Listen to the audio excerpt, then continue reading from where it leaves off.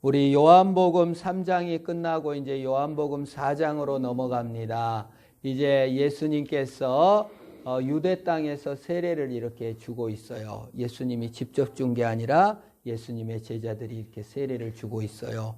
네, 요한복음 4장은 이렇게 시작해요. 바리새인들이 예수님이 세례를 많이 줬는데 세례 요한보다 더 많이 줬다는 소식을 듣고 예수님께서 이제 유대 땅에서 갈릴리로 떠나시는 장면으로 시작해서 요한복음 4장이 시작됩니다. 우리 요한복음 4장을 펴놓고 한 절씩 한 절씩 읽으면서 우리 좀 하나님의 말씀을 상고하고자 합니다. 자, 그 내용이 이제 나오죠. 1절부터 3절까지를 우리 한번 같이 읽어보겠습니다. 시작. 예수께서 제자를 삼고 세례를 베푸시는 것이 요한보다 많다 하는 말을 바리새인이 들은 줄을 주께서 아시니라. 예수께서 친히 세례를 베푸신 것이 아니요 제자들이 베푼 것이라. 유대를 떠나사 다시 갈릴리로 가실세. 바리새라는 것은 파리시스라는 히브리어예요. 이거는 분리라는 뜻이에요. 거룩이라는 뜻이에요. 나는 세상과 분리돼서 거룩하게 살아야 되겠다라는 취지에서 바리새파가 생긴 것입니다. 그래서 바리새는 도덕주의예요. 너하고 틀려. 나는 열심히 착한 일을 했어. 이렇게 바리새주의자들은 도덕주의예요. 그래서 확신을 가지려고 했습니다. 나는 너하고 틀리게 도덕적으로 열심히 하나님께 순종했으니까 너하고 다른 사람이야. 아무리 노력해도 확신이 안 생겨요. 여러분, 확신 잘 안 생깁니다. 자기 노력으로. 그래서 바리새인들은 노력하다가 안 되니까 세부 조항을 만들었어요. 확신을 가지려고. 예를 들어 안식일 날 1km 이상 못 갑니다. 그런데 1km 이상 가려면 10리 정도 다녀오려면은 세부 조항을 만들어서 내 소지품이 있으면 거기서부터 1km 더 갈 수 있다. 그래가지고 진풍경이 벌어져요. 내가 저기 이제 두박마을을 갔다 오려면 1km가 넘잖아요. 그러니까 저 다리독에다가 내 옷, 그 다음에 침구, 그거를 딱딱 중간중간에 놔둬요. 그러면 이제 거기까지 간 다음에 내 친구 있으니까 그러니까 안식일 전에 안식일을 안 어기려고 자기 소지품을 길가에다가 널어놓는 진풍경까지 벌어졌어요.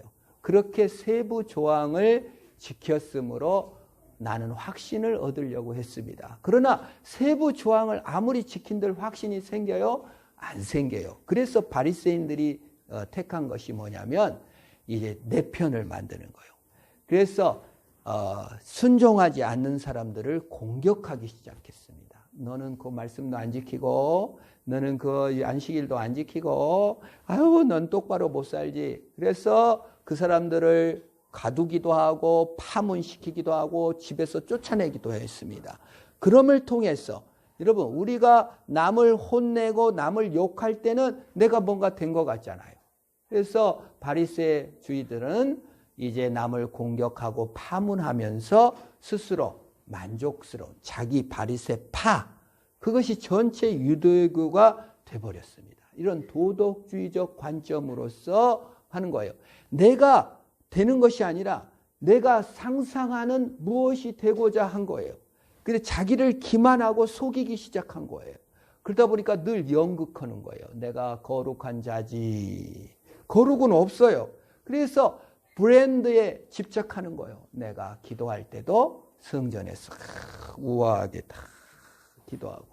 그런데 이 도덕주의가 하나님을 섬긴다면서 사실은 자기 자신을 섬기게 되는 거예요. 그래서 이 바리새인들은 남들의 판단에 너무 예민합니다. 아이고, 그따위로 살아서 되겠어. 어미, 나를 모독하다니.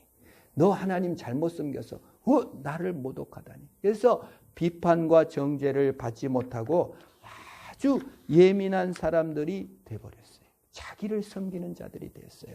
그래서 바리새는 도덕주의인데 결국은 자기 자신을 섬기게 되었어요. 나를 푸대접하다니, 나보다 더 예수가 인기가 있게 되다니, 세례 요한보다 더 많이 세례를 받았어?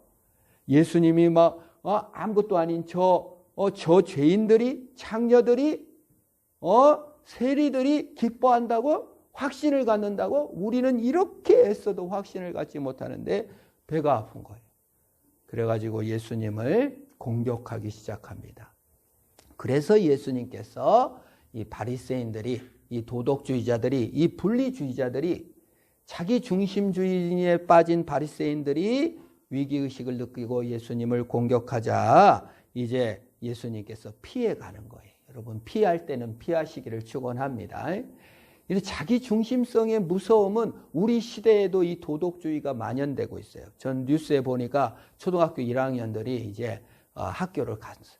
마스크를 이렇게 전부 다 써야 되는데 1학년이 뭘 합니까? 마스크를 벗었지. 초등학교 선생님이 마스크 왜 벗어? 그거 써. 근데 좀 큰 소리를 쳤나 봐요. 애기가 항 우는 거야. 1학년 막 이제 뭘 알겠어요. 막 울었겠지요.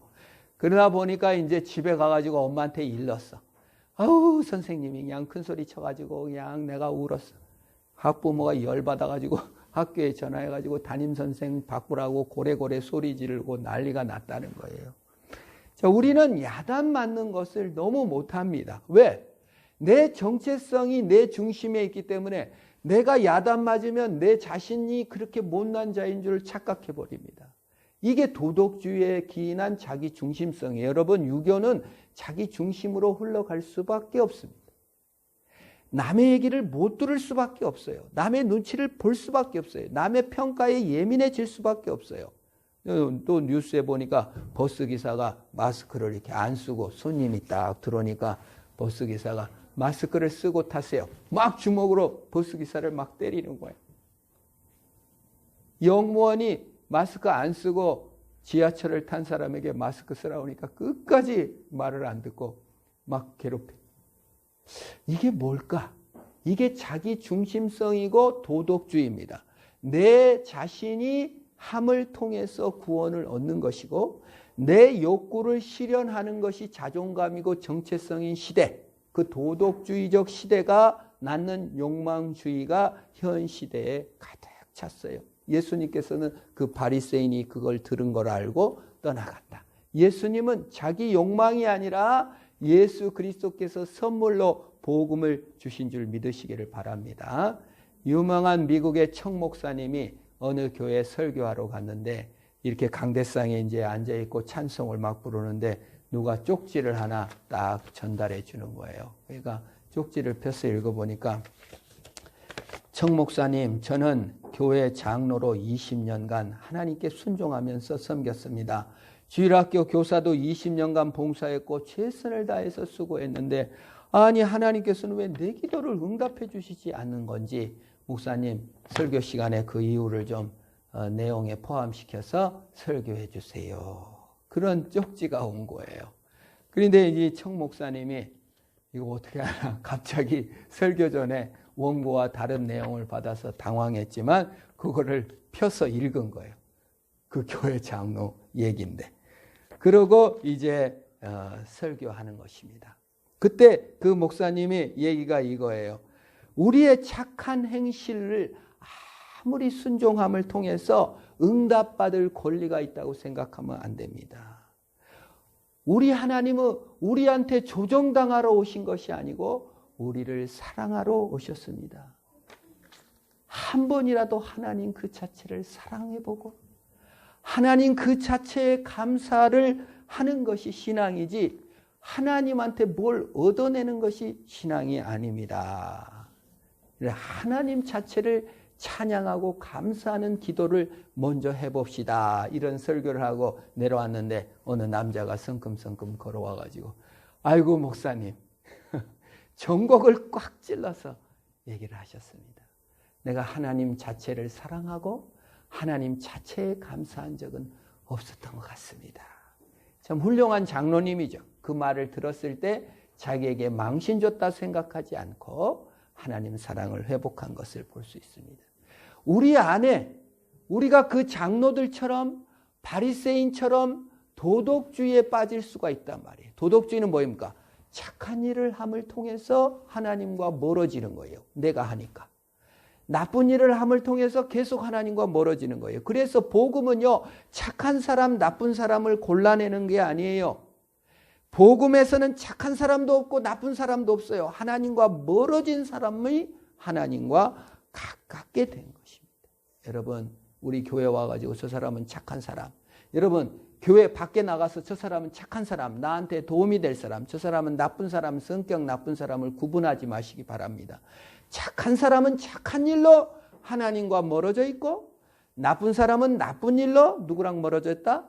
하나님과 멀어진 것입니다. 복음은 착하게 만들려고 온 것이거나 나쁘게 만들려고 온 것이 아니라 하나님과 가깝게 하려고 오셨습니다. 그래서 그 하나님께서 가깝게 만나주는 사람, 오늘 누가 나옵니까? 사마리아 사람이 등장합니다. 우리 요한복음 4장 4절을 한번 읽어볼까요? 시작. 사마리아를 통과해야 하겠는지라. 여러분, 예수님은 착한 사람 골라내러 오지 않고 나쁜 사람 골라내지 않고 하나님과 멀어진 사람을 만나러 가셨습니다. 그런데 사마리아를 통과해야 했어요. 저는 옛날에 이런 얘기 많이 들었어요. 사마리아는 유대, 사마리아, 갈릴리 같은 행정구역이에요. 여러분, 전라도, 그 다음에 경상도, 충청도 같은 나라입니까? 같은 나라가 아닙니까? 같은 나라입니다. 여러분, 아무리 우리가 경상도하고 전라도 사이가 나쁘다고 경상도 갈 때 충청도로 돌아가지는 않죠?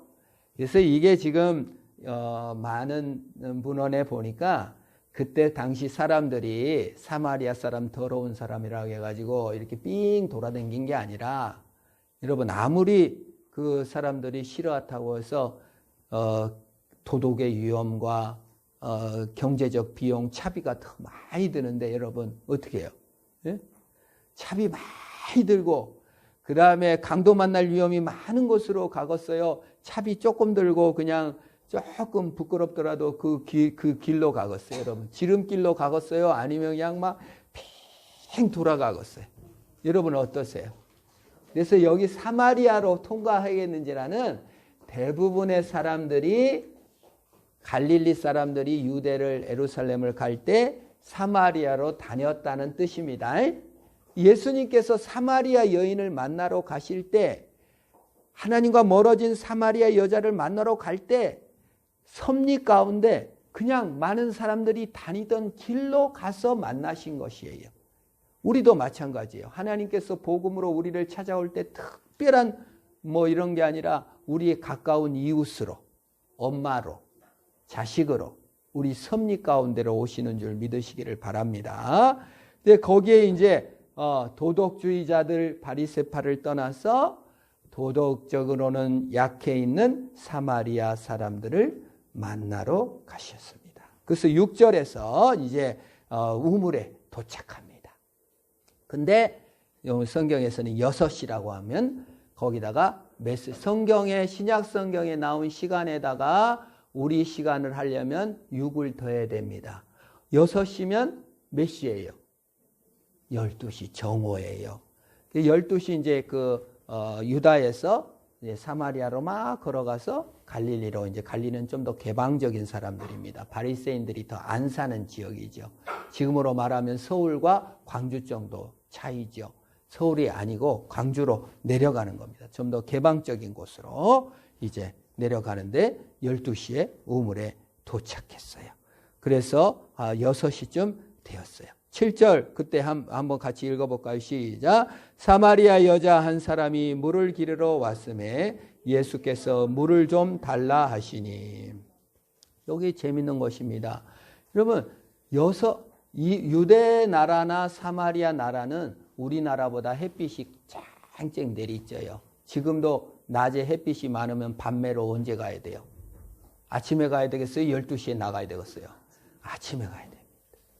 그 대부분의 유대인들은 밭을 매러 가거나 물을 가려면 아침이나 저녁에 가서 물을 길러오지, 이 한낮에는 다 자. 근데 이 여자는 남들이 아무도 없는 한낮을 선택해서 다 자고 있는 한낮에 물을 기르러 온 것입니다. 그런데 예수님께서는 이 여인에게 뭘 달라고 하죠? 물을 좀 달라. 제자들은 물건을 먹을 걸 사러 갔어요. 예, 유대인들은 사마리아 사람들하고 같이 밥은 먹지 않지만 또 사마리아 사람들이 만든 빵이나 이런 거를 잘 먹지는 않았지만 말린 고기, 육포, 여러분 소고기 말린 거, 돼지고기 말린 거, 염소고기 말린 거 이런 거는 덜 부정하다고 생각해서 물건을 사 먹기도 했습니다, 여러분. 어쨌든 그 당시에 문헌에 보면은 그 사마리아 통과할 때 이런 육포 같은 거는 사서 먹었어요. 이제 그렇게 이제 제자들은 물건을 사러 갔고 여인은 물을 기르러 왔는데 물을 좀 달라고 한 것이에요. 그러니까 이 여자가 뭐라고 대답합니까? 7절에 8절입니다. 9절입니다. 같이 9절 한번 읽어보겠습니다. 시작. 사마리아 여자가 이르되 당신은 유대인으로서 어찌하여 사마리아 여자인 나에게 물을 달라 하나이까 하니 이는 유대인이 사마리아인과 상종하지 아니함이로라. 어떻게 유대인인 당신이 나에게 물을 달라고 합니까? 평소에 그렇게 잘난치 하더니 너도 목은 마른가 보지? 이런 것이죠. 그죠? 평소에 유대인이라고 뻐기고 순혈주의라고 뻐기고 난리치더니 너도 목은 마르냐? 이런 말이에요. 예? 우리가 고난받거나 어려운 사람한테 평소에 잘난치 한 사람은 어째 아이고 저도 죽음 앞에 무서웠기는 한가 보네 이런 얘기를 하기도 합니다. 그래 더러워진다고 밥도 같이 안 먹으면서 그래 목은 말라서 물은 먹고 싶어 라고 하면서 물을 안 주는 것이죠. 이렇게 아주 차별주의가 많이 있었습니다. 지금도 여러분 미국의 어떤 백인 경찰이 흑인을 갖다가 잡으면서 그냥 그 차 밑에다가 목을 막 잘라가지고 죽여가지고 막 흑인들이 막 방화하고 던지고 지금 코로나도 난리인데 아주 난리 났더라고요. 막 약탈하고 막 한인 상가도 지금 불탄 데가 있고 아주 지금 난리입니다. 이런 차별이 있는 데서 이 사마리아 여인이 마음에 꼬일 대로 꼬였죠. 여러분 사마리아 여인으로서 좀 도덕적으로 별로 잘한 것도 없고 마음도 꼬여 있는 것입니다. 그런데 예수님의 선교 방식, 선교하시는 예수님은 나도 목마르다 공감한 거예요. 나도 목마르다. 여러분 사람 다 목말라요? 목 안 말라요? 다 목마른 것입니다. 여러분 선교라는 것은 우월주의로는 절대 안 됩니다. 나는 너보다 나은 교회 댕겨. 나는 너보다 도덕적으로 우월해. 기독교가 다른 종교보다 우월해. 그래갖고는 전도가 안 되고 선교가 안 되는 거예요. 나도 똑같이 목말라. 이렇게 접근하는 것이에요. 여기서 선교가 이루어지는 것입니다. 정의가 실현되는 것입니다. 어느 교회에 세 자녀가 사는 흑인 여성이 문을 두드렸어요. 흑인이에요. 경제적으로도 어렵고 그냥 게을러 보이는 사람입니다. 집세도 못 내고 카드는 또 헤프게 써가지고 카드 빚이 있는 형편에서 이제 교회에 들어온 거예요. 예수 믿겠다고. 그래서 이제 교회 선교부가 모여서 우리 저 세 자녀를 둔 저 흑인 여성을 어떻게 도와야 될까요? 그래서 선교부가 특별히 이번에 좀 구제를 합시다. 그래서 집세하고 카드 빚이 얼마인지를 알아내서 이거 딴 데 쓰지 말고 집세 꼭 갚아야 돼요. 카드 빚을 메워야 이걸 뭐 신용이 돼가지고 애들 학교도 보내고 다 하지. 이거 미국에서는 특별히 이게 어렵습니다. 그래서 이제 했는데 나중에 보니까 집세를 안 내고 카드 빚을 안 낸 거예요. 그래가지고 선교부가 다시 모였어. 먹을 걸 주면 안 됩니다. 머리 금은 짐승은 거둬들이면 상처입니다.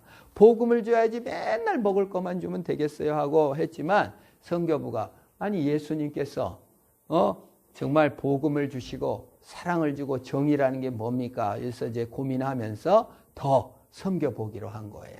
가서 봐서 그 여인을 만나보니까 왜 집세 내라고 하고 카드비 갚으라 하니까 그거 안 갚으면 신용이 떨어져서 아무것도 못하는데 왜 자전거 사주고 과자 사주고 그랬다는 거예요. 그래서 자식들한테 그래서 아니 왜 지금 자전거 사는 게 중요해요. 과자가 중요해. 지금 집세 없으면 쫓겨나면 어쩔 거라고 그랬냐 했더니 이분이 그러는 거예요. 나는 애들이 오랜 동안 자전거 사달라고 했는데 못 사줘서 이거 사주면은 더 큰 자식들한테 도움이 될 줄 알았다고. 그게 이게 약한 자의 특징입니다. 그게 자녀들에게 그걸 못 줬다는 거예요. 그 알아보니까 세 자녀 교육적 혜택도 못 받았죠. 여인은 낮은 자존감에 게을러진 몸에 그냥 패스트푸드로 살은 쪘지 직장 얻을 용기도 갖지 못하는 것입니다. 그래서 이거는 이렇게 해결할 문제가 아니다. 그래서 선교부에서 다시 회의를 해가지고 세 자녀들을 좀 교육적으로 도움이 줄 수 있는 사람이 누군가 해가지고 가서 도와주고, 여자는 또 상담사가 교회에 또 있으면 상담사를 보내서 좀 정신적으로 자존감과 용기를 갖게 해주고, 직장 후속 프로그램을 하고, 자녀들을 집에 초대해가지고 같이 많은 선교부 자원이 자신의 돈과 헌신을 들여서 이게 섬겨. 자녀들도 안정이 되고 여자도 나중에 직장을 구해서 예수 그리스도 안에서 필요를 채워갔다는 것을 볼 수가 있습니다. 예수 그리스도께서 사마리아인에게 접근한 것도 그런 자세였어요. 물을 좀 다오. 나도 목마른 그냥 평범한 사람이다. 그리고 꼬여가지고 물을 안 주는 거예요.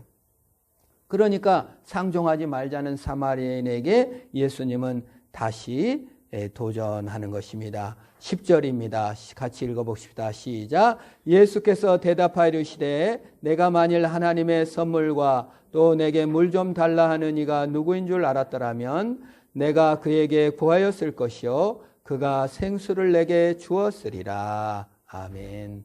대단한 말입니다.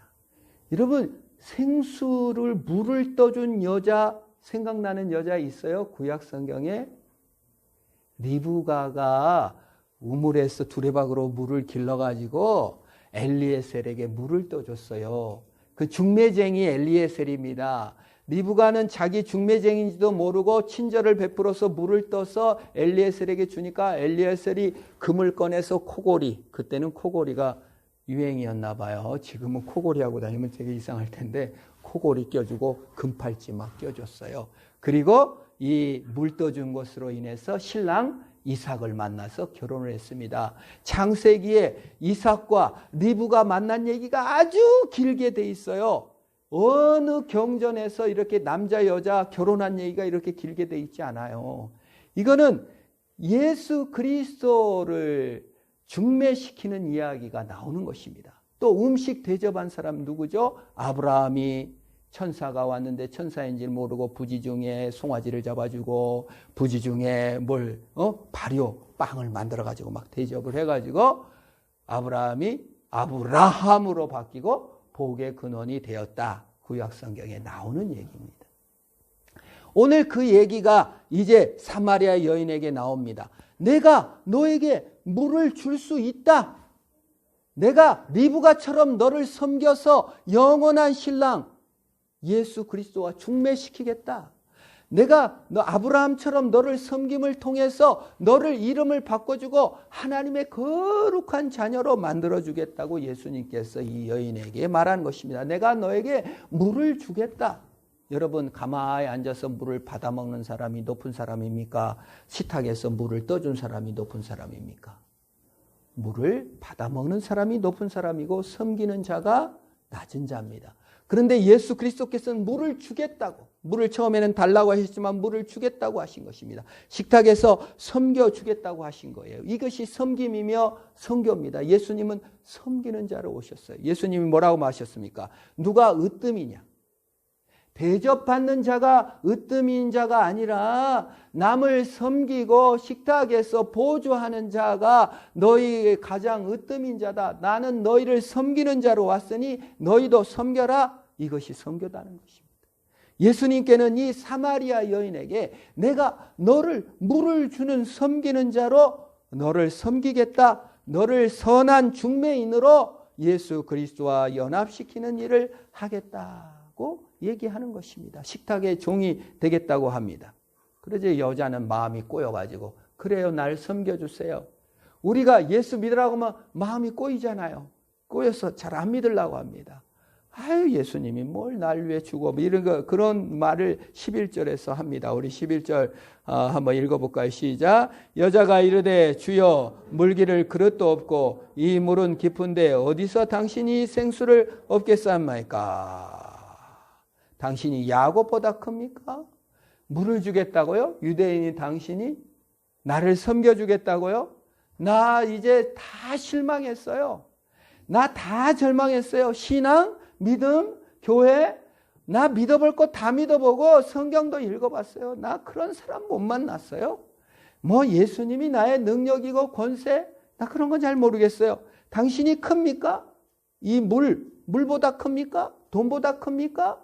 내 남편보다 큽니까? 이 물질 세계보다 큽니까? 내가 해볼 거 다 해봤는데 나 그런 거 나 준 사람 못 만났어요. 나 행복 못 만났어요. 두레박질도 안 하고 어디서 나한테 돈 한 푼 안 주면서 그리스도가 생명의 능력 됩니까? 뭐 교회 나오면 떡이 나옵니까? 밥이 나옵니까? 뭐 나한테 유익이 뭐가 있습니까? 라는 식의 대답입니다. 그러나 예수님께서는 자신을 주실 것이다. 성령을 주실 것이라는 약속을 한 번 더 한 걸음 더 나갑니다. 그런 불평에 그래 네 알아서 해라 하고 하지 않고 자 14절로 가보겠습니다. 14절 시작. 내가 주는 물을 마시는 자는 영원히 목마르지 아니하리니 내가 주는 물은 그 속에서 영생하도록 솟아나는 샘물이 되리라고 약속하신 거예요. 여기서 영원한 샘물이 되리라는 것은 성령을 가리키는 것입니다.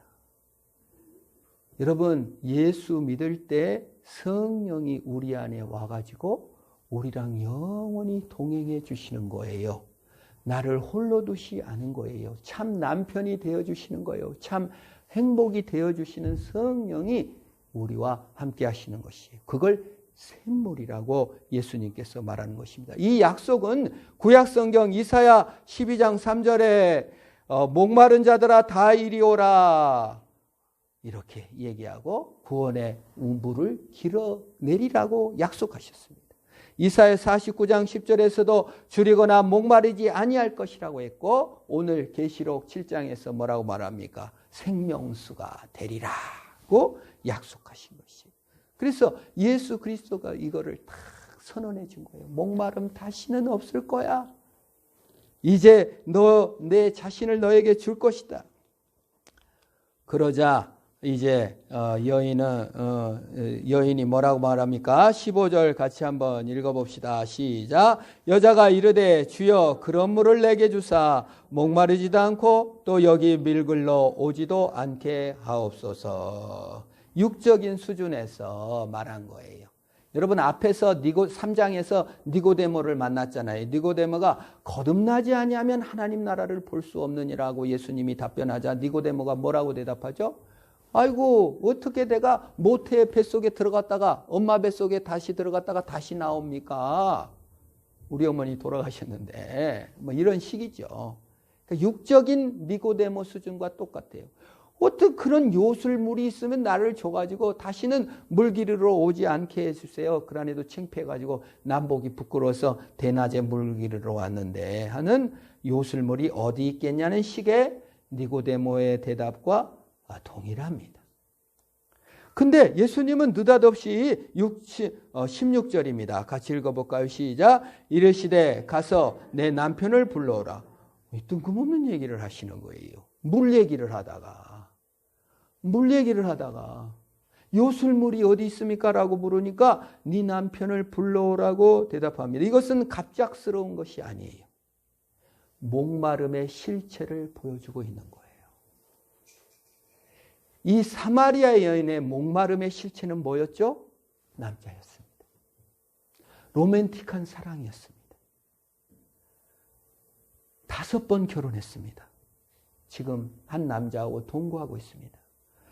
이스라엘의 법에는 그 당시에 결혼이 3번밖에 못해요. 랍비의 문헌에 나와요. 4번부터는 결혼이 아니야. 법적인 지위가 없어요. 지금 6번째 살고 있는 남자도 동거할 수밖에 없는 거예요. 결혼으로 인정받지 못하는 그러한 이 여인의 갈증은 무엇입니까? 항상 남편한테 사랑받아야 돼요. 남편한테 존중받아야 돼요. 남편한테 이해받아야 돼요. 로맨틱한 사랑을 받지 못하면 자기는 너무 공허한 거예요. 의미 없는 존재가 돼요. 여러분 남자에게 집착하면 어떻게 돼요? 폭력도 견뎌야 됩니다. 낮은 자존감에 시달려야 됩니다. 의존증은 남자를 질리게 하기도 합니다. 물의 성격은 단지 육체의 갈증을 해소함이 아니라 너의 갈증은 남자지만 실상은 이 모든 갈증과 아픔을 치료할 것은 영적인 예수 그리스도임을 보여주기 위한 것이에요. 나는 참된 남편이 될 것이다. 부지 중에 리브가는 엘리에셀에게 물을 줬지만 나는 의식이 있는 상태에서 이 물, 성령, 나 자신을 너에게 주고 너의 영원한 기쁨이 되고야 말 거다. 그러니까 여자가 그래도 예민합니다. 마음이 꼬여가지고 17절 한번 볼까요? 시작. 여자가 대답하여 이르되 나는 남편이 없나이다. 예수께서 이르시되 내가 남편이 없다는 말이 옳도다. 여러분 차단막을 탁 치잖아요. 예? 네 목마름의 실체가 무엇이니? 남자였니? 그건 네 남자가 아니었어. 진정한 남편인 예수 그리스도께 오라 했을 때 탁 우리가 그냥 마음의 차단, 내 세계 들어오지 마세요. 내 인생 관여하지 마세요. 예수님 이 정도까지예요. 여기까지 내가 해줬잖아요. 헌금도 해줬잖아요. 교회도 나가줬잖아요. 더 이상 내 인생 관여하지 마세요. 이렇게 다 나옵니다. 그때 예수님께서 뭐라고 합니까? 맞다. 네게 남편이 5이 있었지만 지금 동거하는 남자도 네 남편은 아니다. 라고 과거를 드러내 보여줍니다. 내가 네 외로움을 봤다. 네 눈물을 봤다. 남자 속에서 방황하는 네 아픔을 봤다. 네 남자가 속에서 방황했냐? 네 진짜 남자 아니야. 내가 네 진정한 남편으로 네 진정한 목마름을 내가 해소해 줄게. 라고 말씀해 주신 것입니다. 그때 여자가 이제 고백합니다. 19절이죠. 같이 읽어볼까요? 시작. 여자가 이르되 주여 내가 보니 선지자 서로이다.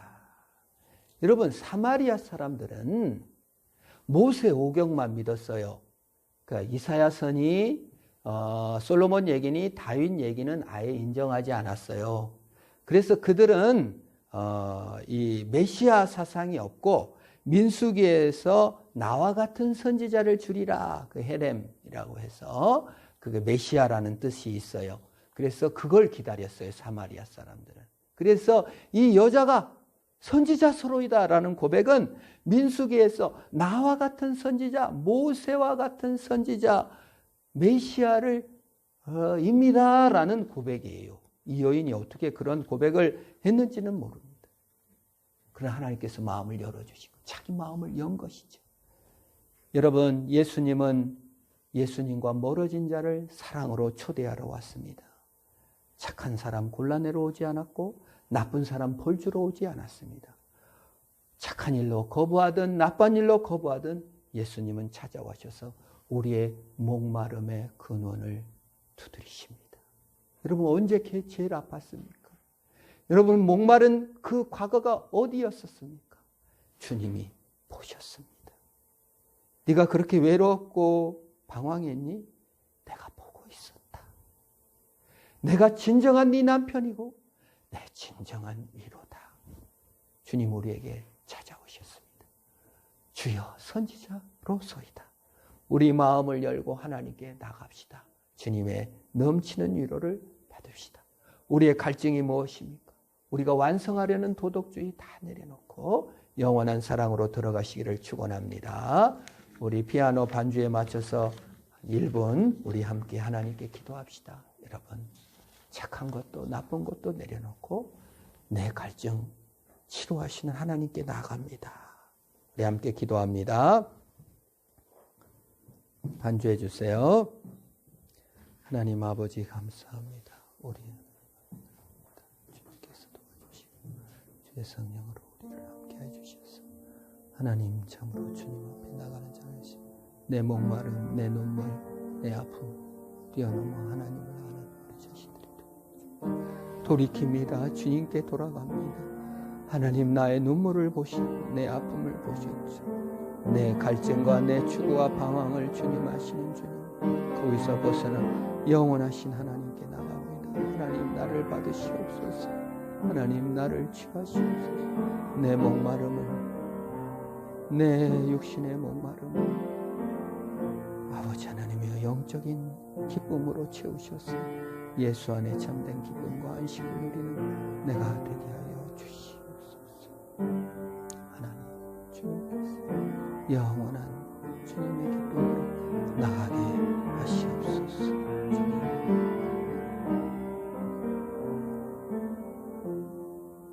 아멘. 주님.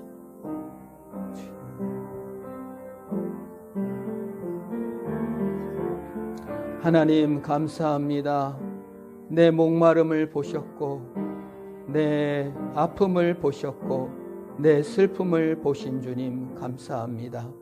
이제 내 방황에서 벗어나 영원히 내 목마름을 채우시는 예수의 능력으로 승리하는 우리가 다 되게 하여 주옵소서.